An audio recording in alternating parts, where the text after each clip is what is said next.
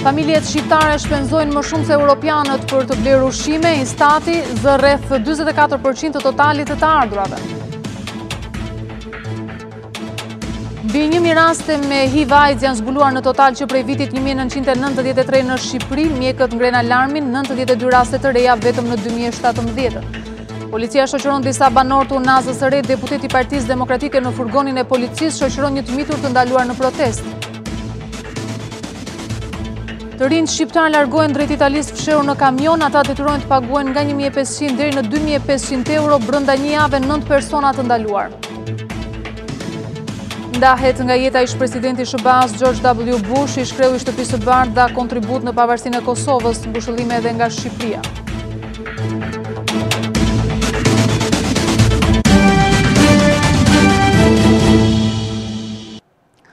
Mirëmbrëma, mirë se vini në edicionin qendror të lajmeve në radio-televizionin Ora News. Familjet shqiptare shpenzojnë 4 herë më shumë se vendet e Bashkimit Evropian për ushqimet. Krahasimi është bërë me të ardhurat ku sigurisht pagat në vendin tonë janë më të ulta. Në Shqipëri ky nivel është 44.1% e totalit të buxhetit familjar, ndërkohë që në Europë ky nivel është vetëm 11.1%. Qytetarët shprehin se blejnë pak dhe atje ku janë më lirë.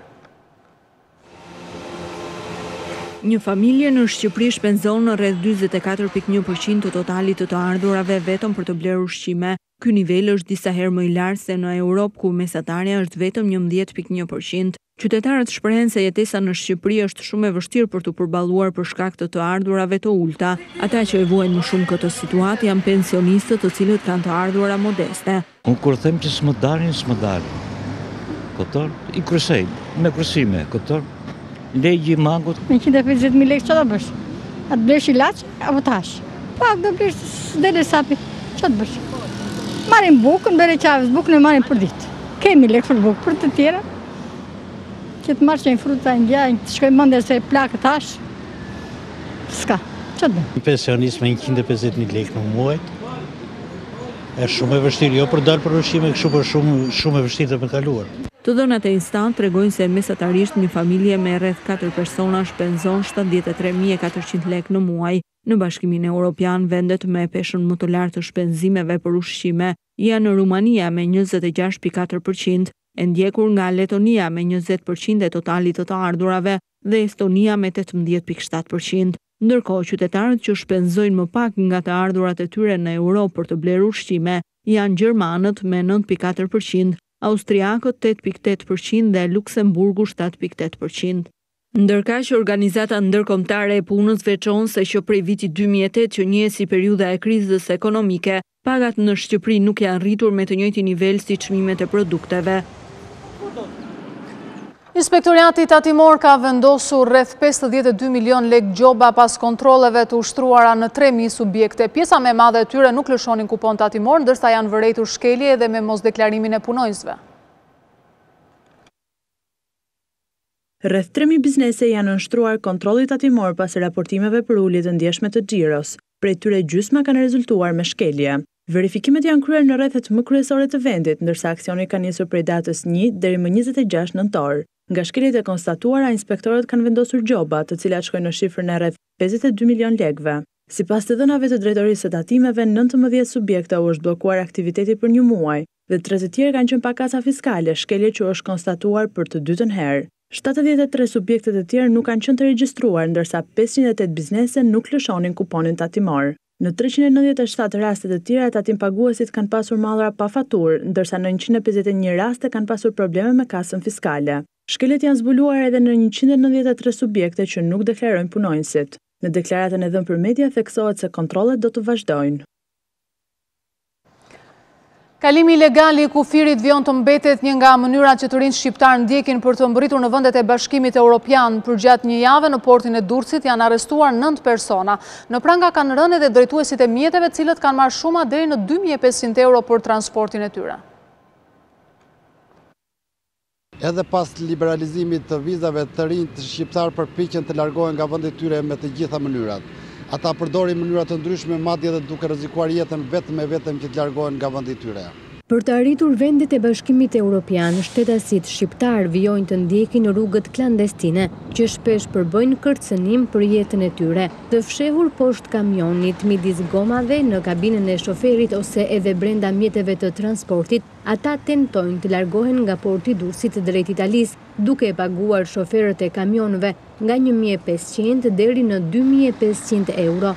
Vetëm për gjatë një jave, 9 persona janë ndaluar në portin e Durrësit në tentativë për të kaluar kufirin, ndërsa janë vënë pranë nga 3 drejtues kamionësh, të cilët ishin paguar për t'i kaluar përtej Adriatikut, duke i fshehur në mjetet e tyre. Sipas burimeve nga policia kufitare, këta persona janë qytetarë që nuk kanë respektuar afatet 3 mujore të qëndrimit në vendet e Bashkimit Evropian dhe janë penalizuar, por mes tyre ka edhe persona të dënuar apo nga ata që janë në kërkim nga policia për vepra të ndryshme penale dhe që duan të largohen nga Shqipëria. 2 raste më pak të prekur se viti i shkuar është ky bilanci të prekurve me HIV/AIDS në Shqipëri për këtë vit, i cili njoftohet nga Instituti i Shëndetit Publik. Specialistët apelojnë për mjekim më të hershëm të virusit, pasi rreth 60% e rasteve shfaqen në stade të avancuara.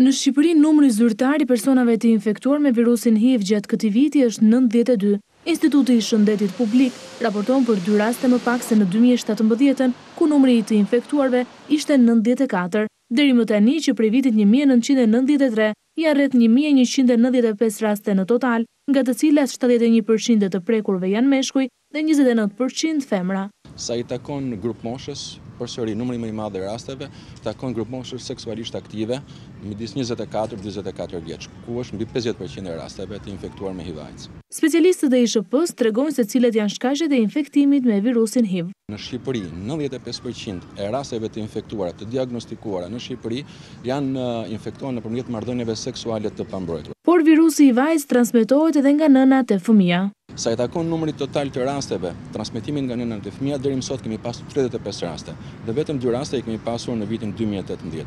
Por, e theksoj edhe një herë, shumë e rëndësishme për gat shtatzana që të testohen në mënyrë që të jenë në gjendje të marrin masat parandaluese. Roland Bani informon se 60% e rasteve janë paraqitur vonë dhe në stade të avancuara të virusit, duke e bërë edhe më të vështirë mjekimin. Shoqata e HIV/AIDS ka raportuar se nga viti 1993 dhe deri më tani, nga ky virus kanë humbur jetën 232 persona.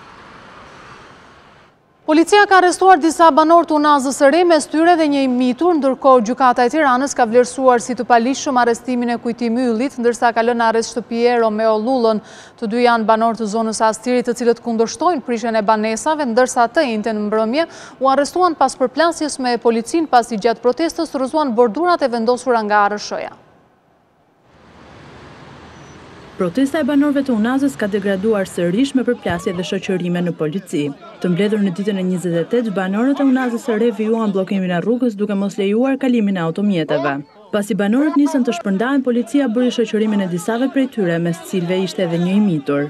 Deputeti demokrat Klevis Balliu shoqëroi në fugonin e policisë të miturin e ndaluar, ndërkohë që protestuesit u dërguan në komisariatin numër 6. Mes të shoqëruarve janë Shkëlzen Sadikaj, Altin Çeku, djali Besim Çeku, i ndaluar para 3 ditësh, Festi Maçini dhe Gent Gjonaj. Me thirrje duam shtëpitë tona, protestuesit e Unazës së Re kërkuan sërish të mos u prishen banesat ose t'u jepet dëmshpërblim 100%. Më herët gjykata e Tiranës la në burg protestuesin Romeo Lulla, i cili pak ditë më parë mori pjesë në shëmbjen e barrierave të vendosura nga bashkia në zonën e Astirit. Ndërkaq për protestuesin tjetër Kujtimylli, gjykata vlerësoi se arrestimi ka qenë i paligjshëm dhe urdhëroi lirimin e menjëhershëm të tij. Pas vendimit, Kujtimylli u pa përsëri në protestën e banorëve në Unazë. Se edhe për ne ka drejtësi dhe drejtësia do vi shumë shpejt. Dëgjoni mua këtu, më falni, se kam munguar 2-3 ditë, se kam qenë brenda në burg. Ju falenderoj gjitha motre vëllezër që po përpiqen me mish me shpirt për të drejtën e tyre. Seanca për protestuesit e arrestuar 3 ditë më parë është ndjekur edhe nga deputetët e opozitës që akuzuan se qeveria po bën presion me anë të policisë për të tërhequr nga kundërshtimi ndaj projektit të Unazës, ndërsa punimet për heqjen e ndriçimit vijuan gjatë ditës. Më 2 dhjetor përfundon afati për importin e veturave më të vjetra se 10 vjet. Vendimi i cili hyn në fuqi këtë muaj nuk pritet mirë nga bizneset, të cilët jashtë kamerave thonë se kanë kosto të shtuar për regjistrimin e automjeteve. Duke nisur nga dita e hënë në doganat shqiptare, nuk do të lejohet importimi i automjeteve të prodhuara para fundit të vitit 2008. Me vendim të qeverisë, nga data 2 dhjetor, të gjitha makinat e vogla që janë me moshë mbi 10 vjeçare dhe ato të mëdha me një moshë mbi 15 vjeçare do të kthehen në pikën kufitare. Madje në pika doganore, tashmë është shpërndar dhe udhëzimi për katës. Sanksione janë parashikuar dhe për tregtarët e makinave.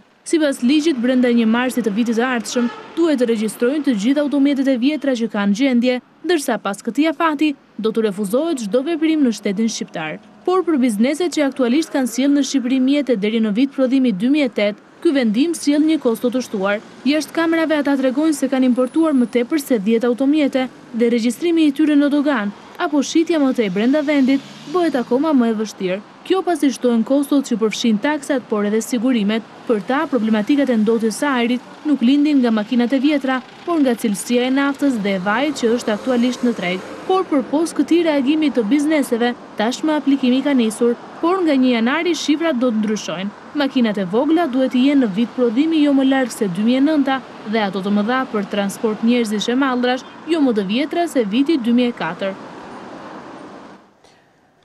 Prokuroria ka nisur hetimet për 4 të rinj të shpallur të zhdukur në Vlorë. Policia e shtetit bën të ditur se në 3 vite familjarët kanë kërkuar ndihmë për 23 persona që nuk janë kthyer në banesë, ndërsa vetëm për një pjesë të tyre janë evidentuar elementë të veprës penale. Në shtator, Ora News publikoi 3 raste të rinjve të rrëmbyer. Në shtator të këtij viti, Ora News denoncoi rastet e të rinjve të zhdukur në qytetin e Vlorës. Në anë të kohë, babai i Albano Xhaferi do të denonconte rrëmbimin e djalit pasi ai ishte kthyer nga Belgjika. Djali ishte 1 muaj në Belgjik. Erdhi nga Belgjika. E rrëmbyen nga ka skaloj 1 muaj e morën. Situata është me një bilanc 19 të zhdukurve të vitin e kaluar edhe 2 të tjerë cilët kanë rezultuar të zhdukur në harkun kohor të 3 muajve të fundit. 3 muaj më pas, policia e shtetit ka publikuar të dhënat me shtetasit e larguar nga banesa. Në deklaratën për media thuhet se në 3 vite rezulton se numri i tyre shkon në 23 persona, ku vetëm në vitin 2018 nga familja u kërkuan 13. Megjithatë, në deklaratë shtohet se shumica e tyre janë kthyer në banesë. Mëtej, thuhet se të gjitha rastet janë referuar në prokurori, por për 4 të denoncuar në 3 vitet e fundit janë konstatuar element penal. Por ta ka nisur dhe çështje hetimore të cilat janë në proces. Mësohet se bëhet fjalë për 4 të rinj, Albano Xhaferi, Metushaj, e Troqe dhe K. Ymeraj. Gjithsesi, policia e shtetit raporton se ka një ulje me 50% të numrit të vrasjeve krahasuar me një vit më parë.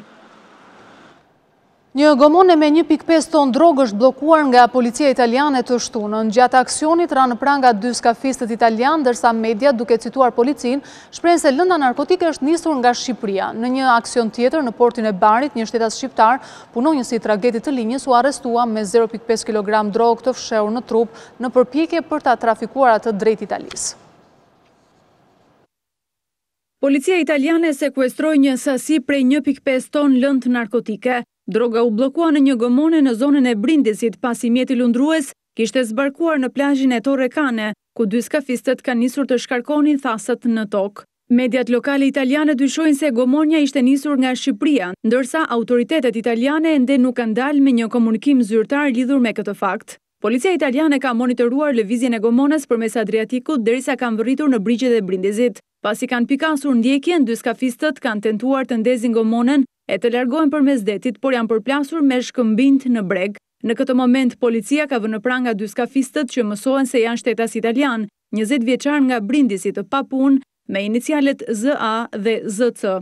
Gjatë kontrollit, në gomonë janë gjetur rreth 1500 kg marijuan dhe hashash e paketuar në 80 thas. Policia përllogarit se vlera e përfitimit të saj në treg të jetë rreth 14 milion euro, ndërsa ka nisur hetimet për të zbuluar grupin kriminal që fshihet pas tentativës së trafikimit. Ndërkohë, në një ngjarje tjetër, një shqiptar 25 vjeçar, punëtor në tregun e linjës Durrës-Bari, është arrestuar me gjysmë kilogram marijuan të fshehur në trup teksa po tentonte të kalonte pa u kontrolluar në doganën e portit. Duke përdorur veshjen e punës, i riu shqiptar ka tentuar të evitojë kontrollin e policisë në portin e Barit, por nuk ka mundur t'i fshehë shenjat e nervozizmit, çka ka tërhequr vëmendjen e hetuesve italian. Gjatë kontrollit në trupin e shqiptarit u gjet i lidhur me një fashull elastiku dhe rreth gjysmë kilogrami marijuan që do trafikohej në Itali. Policia vendase ka nisur hetimet në lidhje me rrjetin e trafikut ku bën pjesë shqiptari.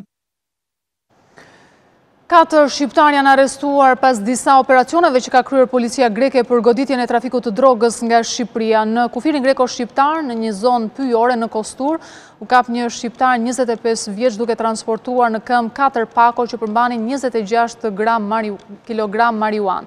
Ndërsa në Athinë janë arrestuar 3 shqiptar të tjerë, atyre u janë sekuestruar 2 kilogram heroin, 24 kilogram marijuan, 510 gram kokain, 3 kilogram përzierës, tableta narkotike, 10.400 euro, 3 peshore, 8 celular dhe 2 automjete.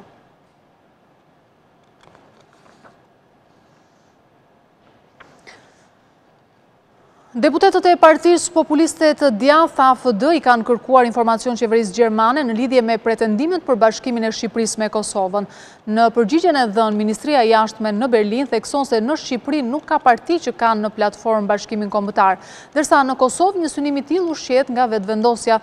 Sipas qeverisë gjermane, synimi i Shqipërisë është antarësimi në Bashkimin Evropian. Qeveria gjermane i është përgjigjur pyetjeve të deputetëve të Partisë Populiste të Djath AFD-s në lidhje me rolin e Shqipërisë në rajon dhe pretendimet për bashkimin me Kosovën. Ministria e Jashtme në Berlin është e mendimit se në Shqipëri nuk ka aktivitete ose parti që e mbështesin idenë e bashkimit me Kosovën. Sipas qeverisë federale gjermane, ndryshe nga Shqipëria, në Kosovë është lëvizja opozitare vetëvendosje e vetmja që e mbron këtë ide. Shqipëri dhe Republikën e Kosovës i lidhin marrëdhënie të ngushta bilaterale. Shqipëria e sheh gjuhën dhe kulturën shqipe si një pikë kontakti për bashkëpunimin ndërkufitar, sidomos me Kosovën, përgjigjet Ministria e Jashtme. Ndërsa e pyetur rreth deklaratave të kryeministrit shqiptar Edi Rama në prill 2018 në lidhje me mundësinë e bashkimit me Kosovën, nëse portat e BE-s mbyllen për 2 vendet, qeveria e Berlinit thotë se Tirana ka si pikë synim kryesor antarësimin në Union. Në Shqipëri, sikurse edhe në vendet të tjera të rajonit, diskutohen vazhdimisht alternativat e mundshme në rast se nuk do të ketë antarësim në BE. Nga ana tjetër, është e qartë se Shqipëria synon antarësimin në Bashkimin Evropian dhe po bën reformat e nevojshme për të.